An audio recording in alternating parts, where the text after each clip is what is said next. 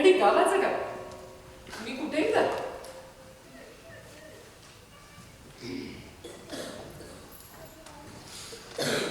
हो,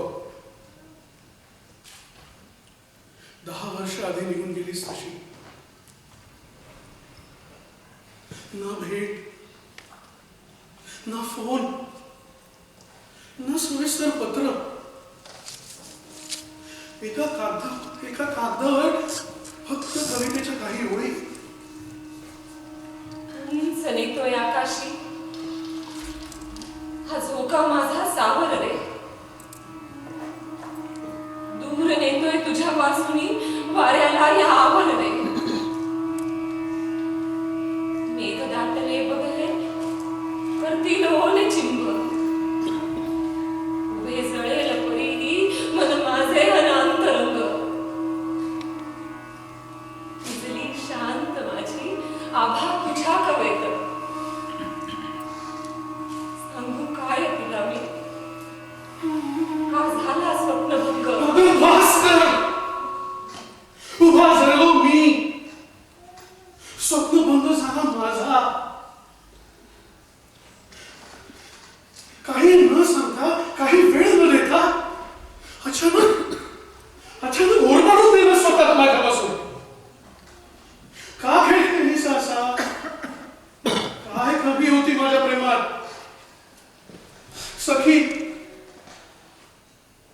सखी अगं नजरेची भाषा समजायचो ना आपण एकमेकांची. अशी न बोलता का निघून गेलीस? काय प्रॉब्लेम होता? काहीतरी सांगायचंच मला. वेळ कुठे होता आणि काय सांगणार होते.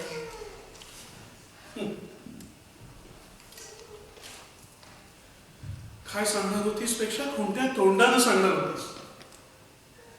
खूप श्रीमंत माणूस भेटला मला म्हणून तुला क्षणार्धात विसरून सोडून जाते असं सांगणार होतीस? इतका पैशाचा हव्यास होता तुला? सखी अगं करत होतो ना मी त्याची सोय. बी नंतर IIM ला ऍडमिशन घेतली होती ना मी.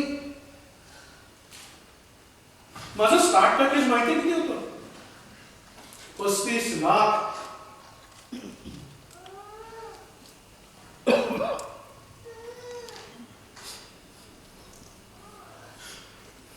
ऑफर आली त्या दिवशी ढसा रडलो मी. लोकांना कळतच नव्हतं की इतक्या आनंदाच्या क्षणी हा असा का रडतोय. त्यांना काय ठाऊक की जिच्यासाठी हे पैसे कमवायचे होते मला, तिच्यासाठी हे पैसे पुरेसे नव्हते.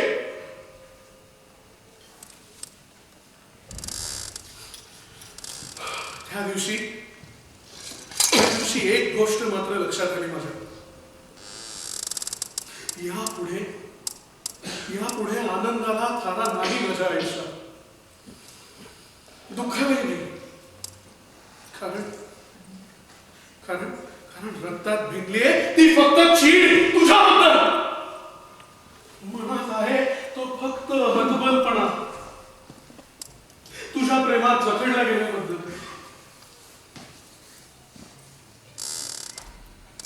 का अजून गुरफटलोय मी एवढा? का अजून अडकलोय? आईने सांगितलं त्या मुलीशी लग्न केलं मी, पण लग्नाच्या बायकोशी आजपर्यंत समोर जाऊ शकलो नाही. तरीच एवढं चिडून बोलत होतास तिच्याशी. हो, ऐकलंच तर तुझे. हो, चिडतो मी तिच्यावर. पहिल्या दिवसापासून शोधतोय मी तुला तिच्या. आणि नाही दिसलीस की फ्रस्ट्रेट होतो. चुकून कधी डोकावलीस तर तुझ्याबद्दल ऐकलेल्या सगळ्या गोष्टींमुळे धिक्कार येतो तुझा. तिच्याबद्दलची चीड आणखी बळावते. मी अजून लांब जातो तिच्यापासून. बिचारी शिवानी, आपलं नक्की काय चुकतंय हेच कळत नसेल तिला. काय शिवानी बिचारी वाटते तुला?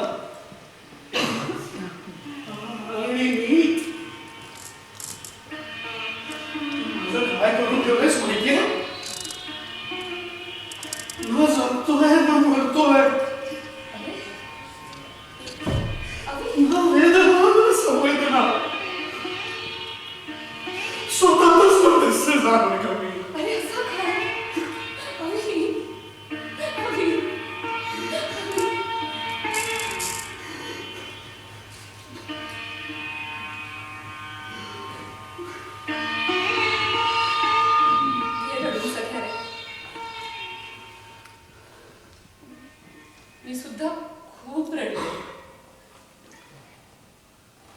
काही दिवस रडले. पण मग लक्षात आलं, आसवांना अर्थ तेव्हाच जेव्हा त्यांना पुसायला कोणी पुढे येणार असेल. कोणासाठी अनुभव असला तरच ओघळणारा अश्रू मोती, नाही तर खारं पाणी. अगं होतो ना मी सखी. तुझा प्रत्येक शब्द, प्रत्येक श्वास, प्रत्येक अश्रू अनमोल होता ना माझ्यासाठी. बँगलोरहून किती फोन केले तुला, तुझा नंबर बंद झालेला. तुझ्या भावाला किती फोन केले, पण चुकून एकदाही फोन नाही उचलला राजू. कसा घेणार तुझा फोन राजू, आणि काय सांगणार? माझ्यामुळे माझ्या बहिणीची आहुती दिली गेली.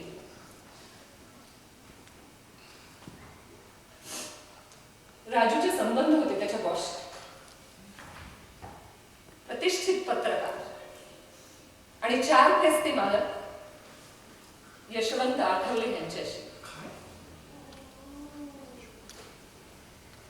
45 वर्षांचे आठवले आणि 20-22 वर्षांचा राजू.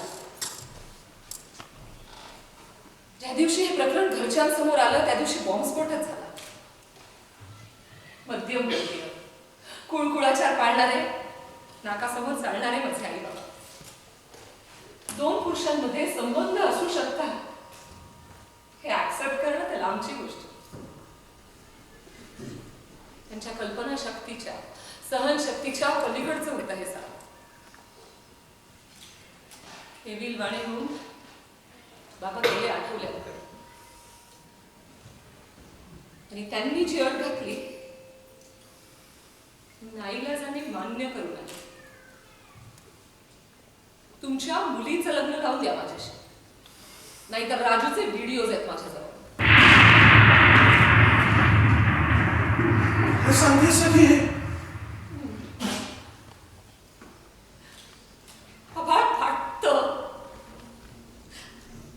धरती दुभावते म्हणजे काय हे त्या दिवशी कळलं मला. हमशी रडणारा राजू आठवल्यांनी मला फसवलं म्हणणार. दिनवाडे आवडते काही बाबा आणि माझ्याकडे भीक मागणाऱ्या त्यांच्या लाचार आशाळभूत नजरा. निमूटपणे तयार झाले. एका दिवसात लग्न झालंही. न हळद, न मांडव, न वरात.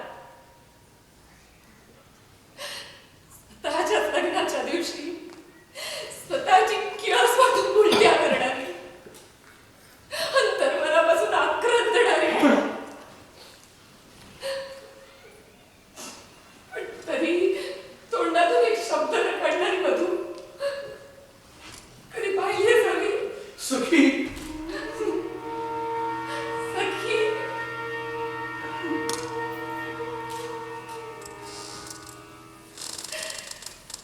तुझी सखी राहिली कुठे सख्याने? पारुल जोशी, पारुल आठवले जागे.